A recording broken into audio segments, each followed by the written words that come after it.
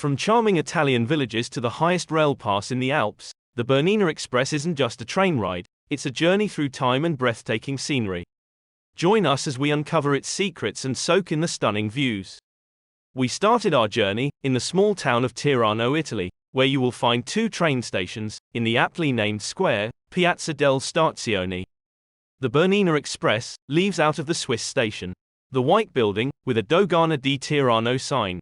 The other station is a yellow building, and is where domestic, regional trains arrive and depart for travel within Italy.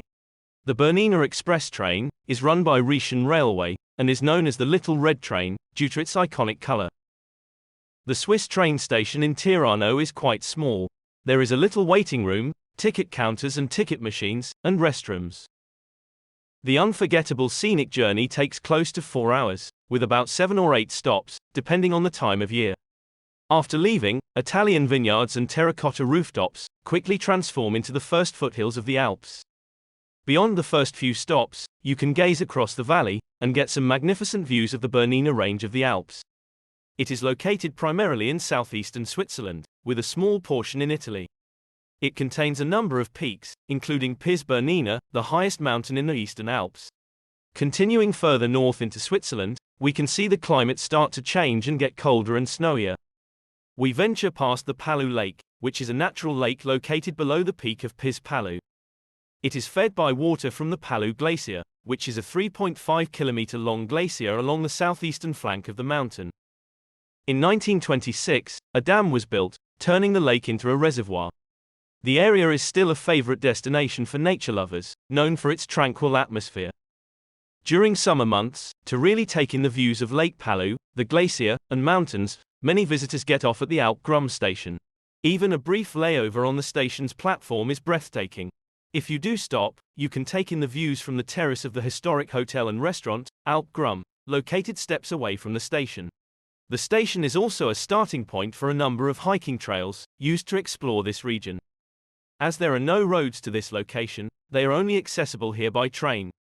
As we continue our journey, snow-draped landscapes transform our trip into a picturesque scene, straight from a postcard. The snowy peaks, pine trees, and frozen valleys create a mesmerizing spectacle through the panoramic windows. On the highest railway tracks in Europe and the steepest in the world, the Bernina Express is a unique journey through 55 tunnels and over 196 bridges. It was designated a UNESCO World Heritage Site in 2008, for its engineering and harmony with the surrounding landscape.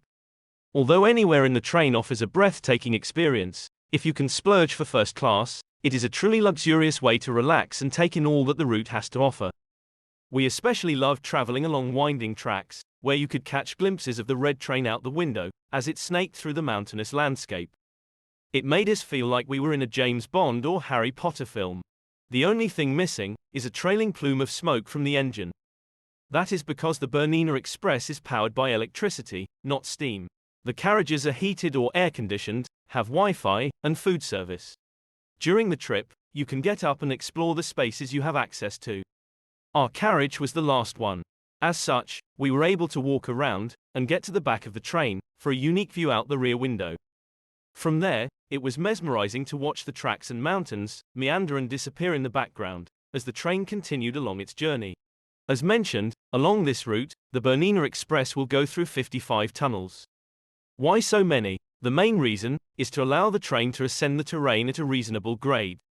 Instead of attempting insanely steep climbs, tunnels allowed the railway engineers to maintain a more consistent, manageable incline. In fact, the Bernina Express actually has a number of impressive engineering structures known as spiral tunnels or spiral loops. By spiraling the train track around in circles, one on top of another, like a spiral staircase, the Bernina Express is able to climb steep gradients over very short distances. To see how these marvelous feats of engineering work, you can look at one of the spiral loops that is not a tunnel. The Brusio Loop Viaduct is a spiral loop built on top of a viaduct as opposed to being a tunnel. A spiral tunnel was at one point intended to be constructed, however, local geological factors discouraged the boring of such a tunnel. From the Alp Grüm station to the next stop, Pontresina, it is about a 45-minute ride. Although comfortable inside our carriage, outside, the rugged alpine landscape looked like a cold and magical winter wonderland. During this leg, keep an eye out for stunning views of the Morteratsch Glacier and the highest peaks of Graubünden. The glacier is a magnificent river of ice that is currently around 6 kilometers long. It is one of the largest glaciers in the Eastern Alps. It snakes down the valley, running alongside the railway line. During this portion of the trip, you will also pass through the highest point along the route, the Ospizio Bernina station. This station is about 2,253 meters in altitude. It is the highest railway station in eastern Switzerland. For comparison, the Tirano train station we left from is only 429 meters above sea level.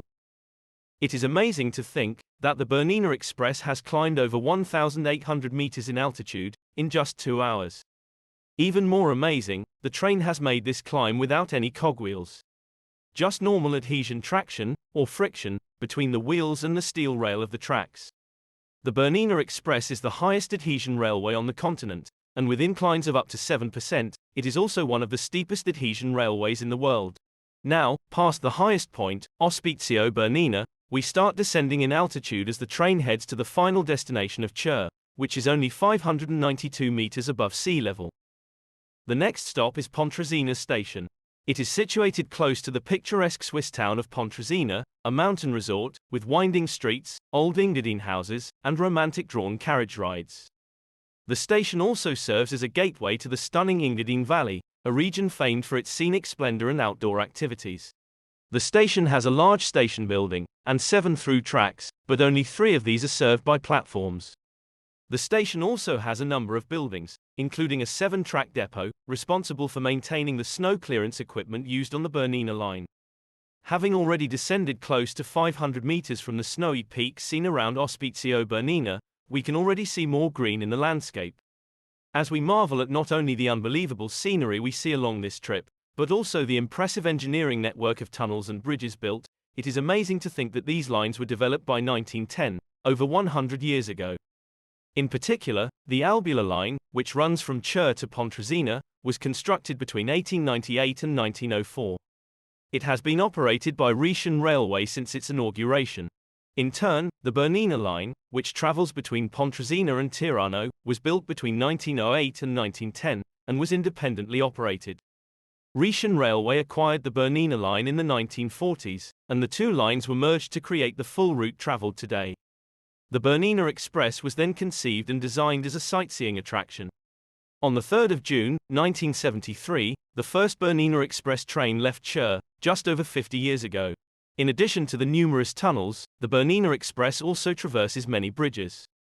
Some, called viaducts, span high across deep valleys and ravines. Crossing these viaducts feels like soaring above the landscape. Most viaducts on the route are built primarily of stone, blending remarkably with the natural landscape. Perhaps the most famous one is the Landwasser Viaduct. This 6-arched beauty soars gracefully 65 meters high, plunging directly into a mountainside tunnel. The Landwasser Viaduct was built in 1901 and 1902, and was a remarkable architectural feat, being built without the use of scaffolding.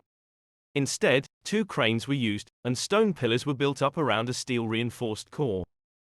We ended our amazing journey at the busy Switzerland train station in Chur. We hope you enjoyed this video highlighting the Bernina Express. Please like, follow, and subscribe.